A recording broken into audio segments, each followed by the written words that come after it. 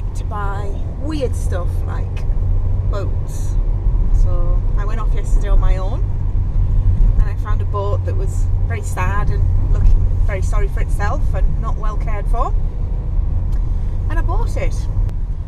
So she's in Hartlepool Marina at the moment, which is where we're just pulling into now. She's a really nice marina. It's got lots of nice facilities. And yes, I'll introduce you to the new member of the family, Cassandra. Cassandra is a Westerly Renown built in 1972. This is her hull number. We looked her up on the very informative Westerly Wiki and it told us that hull Oscar 036 is the first ever Renown hull. I was really excited when I heard that, so I went back to check, and yep, there it was, Oscar 036. It turns out though that the wiki's incorrect. There is an earlier hull, 030. Hull 030 belongs to a vessel called Tor Renown and is owned by Royal Navy dude and all-round good chap Graham. Graham has a great time-lapse video of his restoration on his YouTube channel, and I'll put a link in the description. There he is. One of the things we've found since getting into the social media stuff is a bunch of very, very nice people. You'll hear more about Graham and how he's helped us in a later video. For now, let's jump back to early 2016 and our first day of cleaning aboard Cassandra. Half a dozen bin bags, 2 trolleyfuls anyway, and getting empty.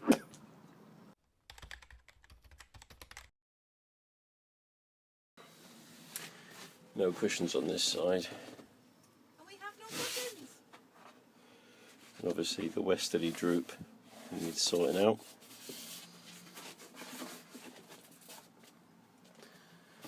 But other than that, it's clearly stayed dry in here, which is brilliant. Started filling it back up with rubbish again while we move forwards in the boat. The exterior of the boat on the deck is lots of different colours because they've used flop paint. Isn't that nice? Never mind.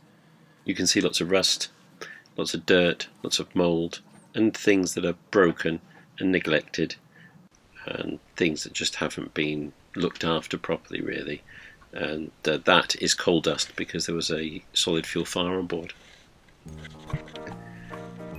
The cleaning began. Steam cleaning, wiping, using dustpan and brush, hoover, lots and lots of bin bags, lots of gloves, mould killer on the inside of the lockers like this. We also had quite a lot of rust stains like that, right, embedded in the GRP. We found that Starbright rust killer worked very well. Perhaps just as important is what we didn't find. We didn't find lots of loose tabbing. We found lots of solid bulkheads, no rot. We found solid fillets. We found solid keel bolts, windows that didn't leak. Unfortunately, we also found a very, very smelly head. Interesting, once the head was out, the smell stayed.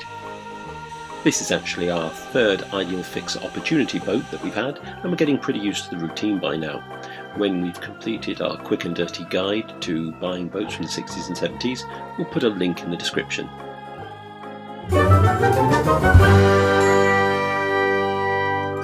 And we'll leave the Cassandra story there for a bit and come back to her next time when we'll have her hauled out and we'll show you a lot of the preparation work that went on underneath the waterline. In the meantime, let's move forward now to November of 2016 and our trip from Brighton to Gillingham aboard Queen Spare.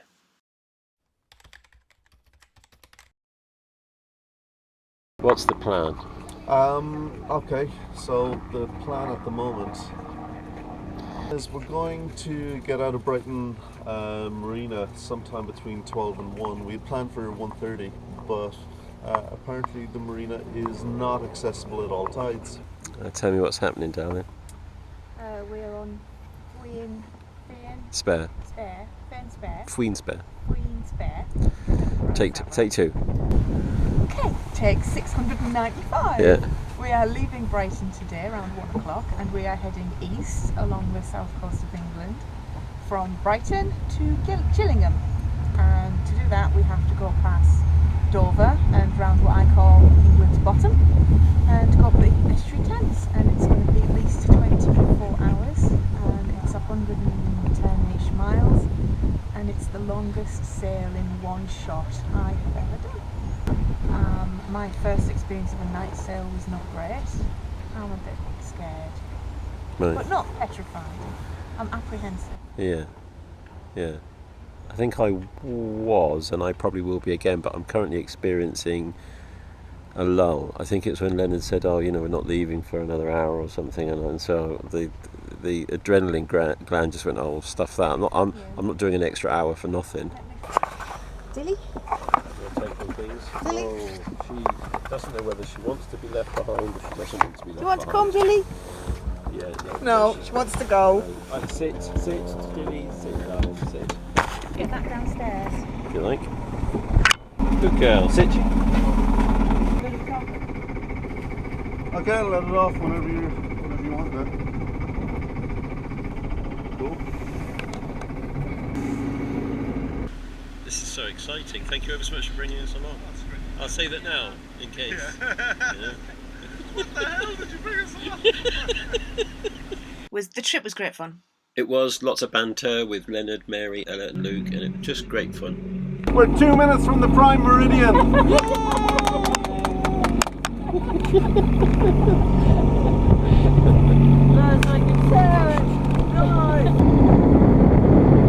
As usual, he's in the way. Yeah. Have you filmed your own house? No. What you're doing is very uniform. I suspect mine's messy. It looks like a pot pie on the top of your head. Or pie.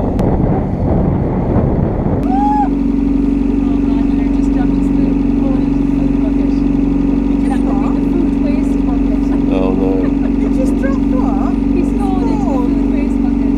He was photographing the prime meridian on AIS. Yes. We're live on Facebook. Are we actually live on Facebook? Yeah, we're live on Facebook. Live around the planet. We've just crossed the prime meridian. Well So done, we've come guys. from about 7.5 degrees and now we're all standing in Sam's way while she's trying to help. Pretty much. How would I see if I'm sitting on it? Thus began my first night sail. What did you think? We had a full moon, so it didn't go completely dark until about 2 a.m. And before that we just had to steer along the amazing yellow road of moonlight. That part was magical. And after that? It's just like driving at night. Your brain adapts quite quickly to a different set of visual signals. It can make things a lot clearer, actually. Right, first night sail, nailed it. Job done.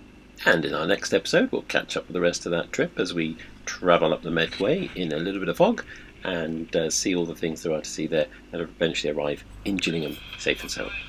I've given the game away. Damn it.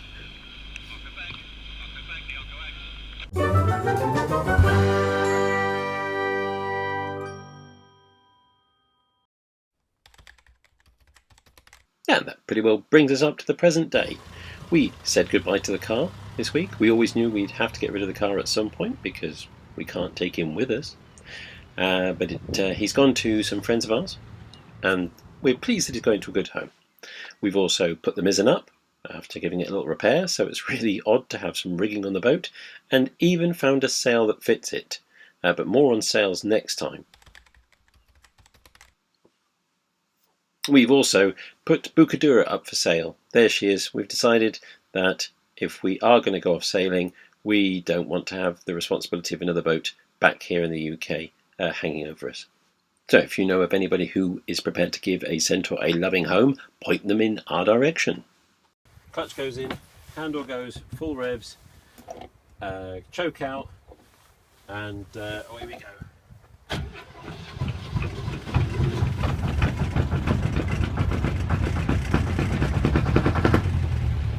Ta-da.